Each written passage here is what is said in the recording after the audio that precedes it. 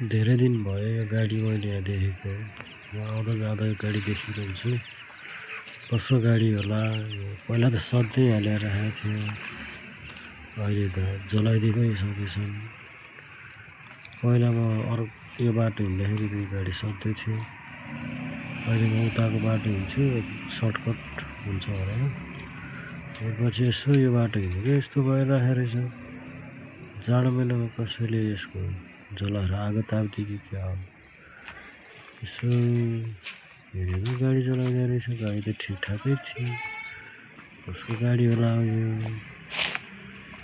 यसो भिडियो बनाइदिएको यसो खिचेको, यसो हेरेको तल फेरि बुद्धजित्तो माला छरेर बसिरहेको रहेछ। भित्र माला किन फालेको होला भनेर हेरिरहेको छु म। यसो यो काम लाग्ने होला कि नलाग्ने होला। झन् एक दुई बोरै छ, यसो एक दुईवटा उठाएर नै हेरिरहेको छु। यसो कति मुख्य भयो भने त काम लाग्छ भन्थ्यो, काम लाग्छ कि भनेर हेर्दैछु। तर यो काम लाग्ने जस्तो खालको छैन। यो बुद्धजित्तोको माला यही गाडीमै ल्याएर समाएर राखेको थियो कि अन्त यो गाडीको मान्छेले थाहै छैन।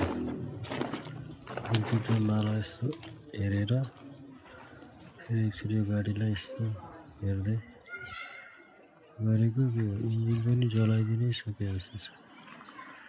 केही नै बाँकी नै छैन, इन्जिन नै पुरै जलेछ होला। केही बाँकी नै छैन यो गाडीको।